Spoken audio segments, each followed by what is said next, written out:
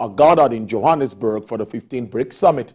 With expansion on the emerging markets groupings, Africa's economic development, war in Ukraine, and relations with the West topping agenda of the summit.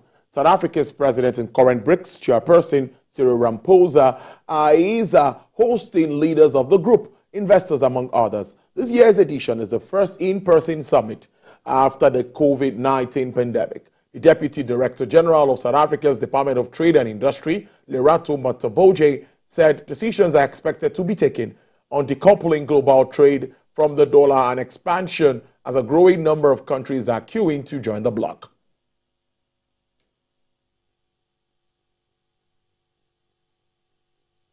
There's quite a number of African countries will be represented at the highest levels.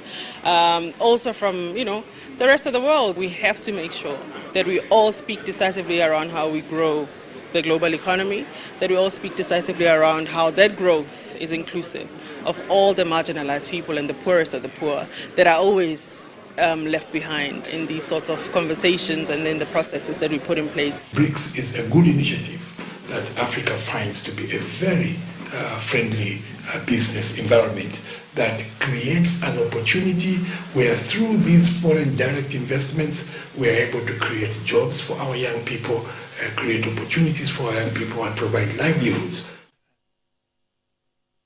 Asian stock market snapped an 8-day losing streak today, helped by a rebound and beating down Chinese shares, while benchmark treasury yields scaled 16 years high on concerns that interest rates will stay high for quite a while. S&P 500 futures turned positive late in Asian trade to rise 0.1%. European futures were last up 0.6%. FTSE futures rose 0.3%. Sovereign yields in Australia, Korea, New Zealand, and Japan also rose on Tuesday, with 10-year Japanese yields hitting their highest since 2014 at 0.66%. The Hang Seng was doing its best to snap a 7-day losing streak and was up 1.3% this afternoon after a volatile session of swinging between gains and small losses.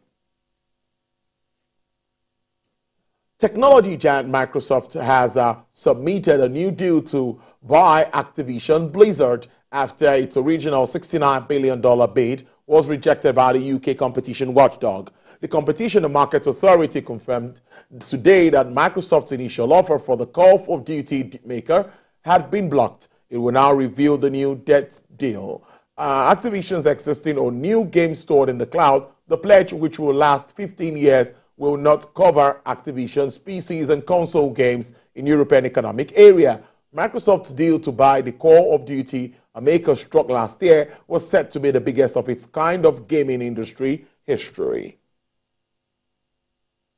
Former Bank of England's Governor Mark Carney has been named chairman of the new board of directors at U.S. financial information and media firm Bloomberg. Bloomberg's head of products, Vladik Katucho, was also appointed as chief executive officer of the major shakeup of the company's management. The media firm founder, Michael Bloomberg, made the announcement in an email to staff. The former BOE boss had previously worked with Mr. Bloomberg on climate-related projects. The reshuffle will see more new board members being appointed in short order, while existing members will be given honorary positions.